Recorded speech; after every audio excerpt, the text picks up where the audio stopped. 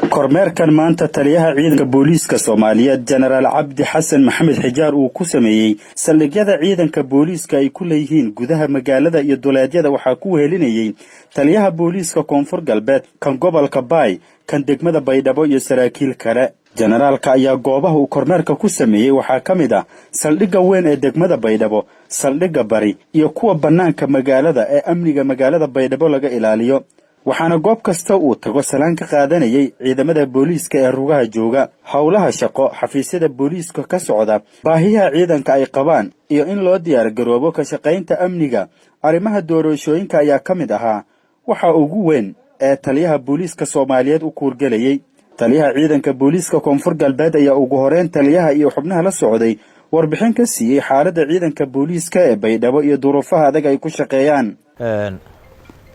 waxaan maanta taariikhdu ay tahay 27 bishii 9aad waxaan kormeer ku maraynaa taliyaha booliiska Soomaaliyeed taliyaha ciidanka booliiska Soomaaliyeed kormeer ku maraa magaalada Baydhabo rugaha ay booliiska ay ka degan yihiin saaka kormeer sanadada aan ku soo marnay.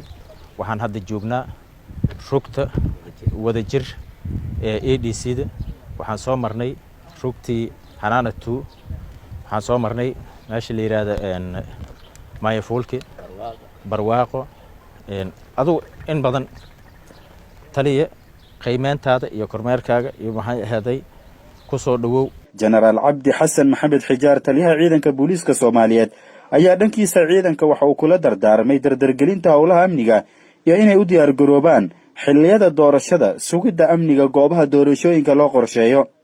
waxaan magaalada Baydhabo nimishareed sadad socoteemba anakoo saraakiil taliska guud magaalada Muqdisho ka yimi ah saakana waxaanu bilownay inaanu bal soo kormeerno magaalada qaybaheeda kala duwan.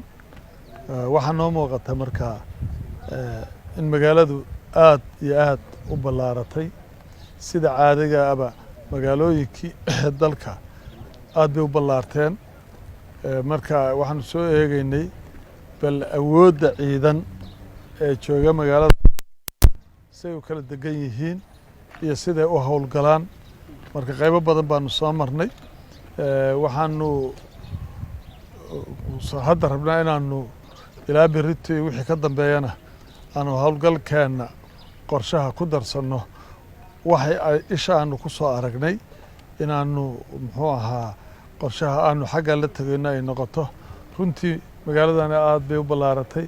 waxaan aad iyo aad ugu faraxsanahay dunuub yarida markaanu tagnay saldhigyada iyo rugaha magaaladan amnigeeda inuu sugan yahay. aad iyo aad baan ugu ammaanayaa saraakiisha iyo saraakiil xigeenada iyo askarta booliiska ee ka howlgala maamul goboleedka Koonfur Galbeed gaar ahaan magaalada Baydhabo oo ugu horeeyo taliyaha qaybta guud Koonfur Galbeed, taliyaha qaybta gobolka Baay iyo saraakiisha la shaqeysa. shalay ay ahayd markii taliyaha ciidanka booliiska Soomaaliyeed iyo wafdi hogaaminayo ay soo gaareen magaalada Baydhabo ee gobolka Baay. waxaana maanta uu kormeerkan uu ku sameeyay xarumaha ay qayb ka ahayd qiimeynta howlaha ciidanka booliiska ay ka wadaan Koonfur Galbeed. Muxudiin Xusni, Universal TV, Baydhabo.